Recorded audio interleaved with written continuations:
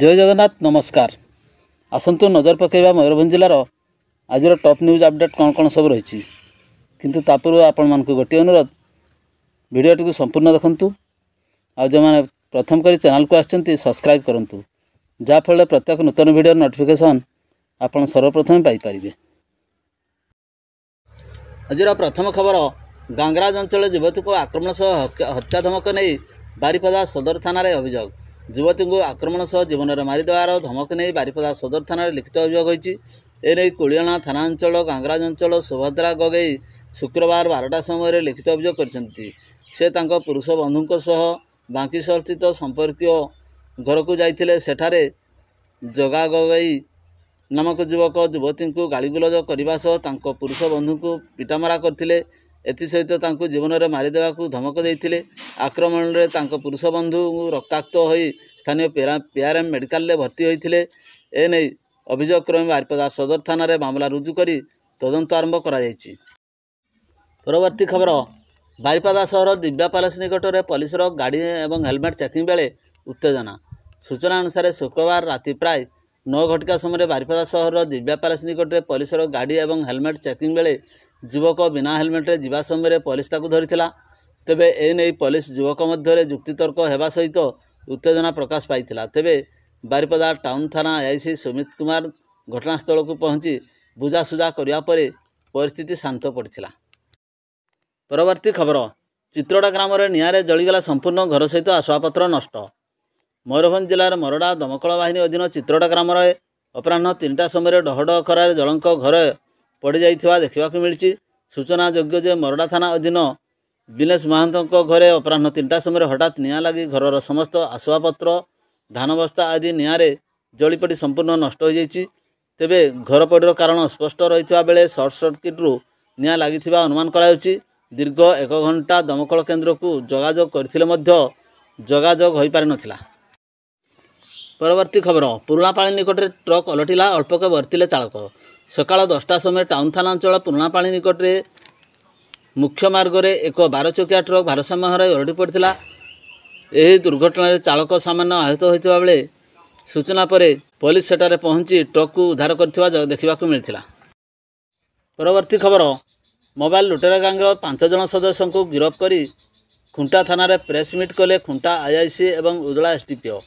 खुंटा police एक mobile लुट घटनार पर्दाफाश करछि। लुटेरा गैंगर 5 जन सदस्यों को गिरफ्त करा जायथिबा नै एवं अभियुक्त मानक निकटरू मोबाइल टैबलेट समेत विभिन्न मोबाइल सामग्री सह स्कूटी जबत करा जायथिबा शुक्रवार दिन 11टा समय एक प्रेस मीट जरिया एसडीपीओ सार्थक राय एवं खुंटा थाना आईआईसी सुजाता खमारी सूचना देइछन्ति।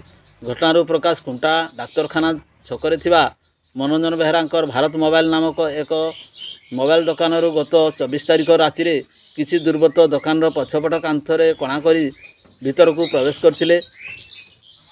लुटेरा माने दुकान रे लागिथा सीसी कैमरा को अचल करने सहित विभिन्न नामी दामी कंपानी मोबाइल टैबलेट समेत मोबाइल विभिन्न सामग्री को लुट कर नहीं दुकान मालिक परदिन दुकान खोलिया जाइथिबा बेले देखिबाकू पाइथिले एवं उक्त दिन लुट संपर्क में थाना रे अभियोग करथिले। जहाकू नहीं केस नंबर 146/24 एक मामला रुजु करा जाई घटनार तदंत जारी रहिथिला। तदंत समय लुटेरा माने पड़ोशी बालेश्वर जिला रेमुणा थाना अंचल एवं कप्तिपदा अंचल भली जानिबाकू पाइथिला पुलिस। तेबे खुंटा थाना आईआईसी सुजाता खमारी एवं डुकरा बीट अधिकारी सत्यनारायण पति को नहीं एक टीम गठन करा जाई विभिन्न स्थान मानकरे चढ़ाऊ करा जाइथिला। तेबे चढ़ाऊ समय बालेश्वर जिला रेमुणा थाना अधीन विद्याधरपुर अंचलर शिवा दास और सही ग्रामर पृथ्वीराज पात्र, नखरा अंचलर दिव्यरंजन बेहरा एवं उक्त थाना अधीन हरिपुर ग्रामर नासिम खां एवं समेत मयूरभंज जिला कप्तिपदा थाना अधीन डाईसाई ग्रामर अमरजीत प्रधान को गिरफ्त करने सहित अधिक तदंत जारी रखी पुलिस। तेबे तदंत समय अभियुक्त माने लुट करथिबा मोबाइल गुड़ी को लुचाई रखिबा संपर्क में सूचना देथिले। सूचना आधार करी विभिन्न स्थान मानकर चढ़ाऊ करी लुचाई रखिबा विभिन्न नामी दामी कंपानीर 28टी एंड्रॉयड मोबाइल एवं 15टी कीपैड मोबाइल, 8टी डेमो मोबाइल, 2टी टैबलेट, गोटे सीसी कैमेरा, 5टी ब्लूटूथ, गोटे इयरफोन, 21टी डाटा केबल, 9टी चार्जर, 52टी मोबाइल ग्लास एवं मोटर समेत विभिन्न যন্ত্রাংশ এবং স্ক্রুট্রে ব্যবহৃত অডি 11 ও ইউ 5131 নম্বর বিশিষ্ট ଏକ କଳା ରଙ୍ଗର ହୁଣ୍ଡା ଆକ୍ଟିଭା ସ୍କୁଟିକୁ ମଧ୍ୟ ଜବତ କରାଯାଇଛି। ପରବର୍ତ୍ତୀ ଖବର, ବିଜାତଳାଠାରେ ବ୍ୟକ୍ତିଙ୍କ ସନ୍ଦେହଜନକ ମୃତ୍ୟୁ, ଥାନାରେ ମାମଲା। ଅପରାହ୍ନ 2ଟା ସମୟରେ ବିଜାତଳାଠାରେ ଜଣେ ବ୍ୟକ୍ତି ଦୟାଲ ମୁଣ୍ଡା ଅସୁସ୍ଥ ହେବା ପରେ ତାଙ୍କୁ ଆମ୍ବୁଲାନ୍ସ ଯୋଗେ ରାଇରଙ୍ଗପୁର ଡାକ୍ତରଖାନାରେ ଭର୍ତ୍ତି କରାଯାଇଥିଲା। ସେଠାରେ ଚିକିତ୍ସକ ତାଙ୍କୁ ମୃତ ଘୋଷଣା କରିଥିଲେ। ସୂଚନା ପରେ ରାଇରଙ୍ଗପୁର ଗ୍ରାମାଞ୍ଚଳ ଥାନା ପୋଲିସ ମୃତଦେହ ଜବତ କରି ଡାକ୍ତରଖାନାରେ ଶବ ବ୍ୟବଚ୍ଛେଦ କରାଇ ପରିବାରବର୍ଗଙ୍କୁ ହସ୍ତାନ୍ତରିତ କରିଛନ୍ତି। ପରବର୍ତ୍ତୀ ଖବର, ଶିମିଳିପାଳ ମଧ୍ୟରେ ହାତୀ ଶାବକର ମୃତଦେହ ଉଦ୍ଧାର ହୋଇଛି। ମୟୂରଭଞ୍ଜ ଜିଲ୍ଲାର ଶିମିଳିପାଳ ଅଭୟାରଣ୍ୟ ମଧ୍ୟରେ ଗୁରୁବାର 12ଟା ସମୟରେ ହାତୀ ଶାବକର ମୃତଦେହ ଉଦ୍ଧାର ହୋଇଛି। ଶିମିଳିପାଳ ଅଭୟାରଣ୍ୟ ଡୁକୁରା ୱାଇଲ୍ଡ ଲାଇଫ୍ ଅନ୍ତର୍ଗତ ବହଳଦା ସେକ୍ସନରେ ଶିମିଳିପାଳ ଅଭୟାରଣ୍ୟ ମଧ୍ୟରେ ଏହି ହାତୀ ଶାବକର ମୃତଦେହକୁ ବନ ବିଭାଗ ଠାବ କରିଛି। ମୟୂରଭଞ୍ଜ ଜିଲ୍ଲାର ତାପମାତ୍ରା ବୃଦ୍ଧି ପାଉଥିବା ବେଳେ ଶିମିଳିପାଳ ଅଭୟାରଣ୍ୟ ମଧ୍ୟରେ ବନାଗ୍ନି ସ୍ଥିତି ମଧ୍ୟ ଦେଖିବାକୁ ମିଳିଛି, ଯାହାକୁ ନେଇ ଅହରହ ପେଟ୍ରୋଲିଂ ଚାଲିଥିବା ବେଳେ ବନ କର୍ମଚାରୀମାନେ ବହଳଦା ସେକ୍ସନ ଅଧୀନରେ ଏହି ହାତୀ ଶାବକର ମୃତଦେହ ଠାବ କରିଥିବାର ଜଣାଯାଇଛି। ତେବେ ହାତୀ ଶାବକ କିପରି ମୃତ୍ୟୁବରଣ କଲା ତାହାକୁ ନେଇ ବନ ବିଭାଗ ତଦନ୍ତ ପ୍ରକ୍ରିୟା ଜାରି ରଖିଛି।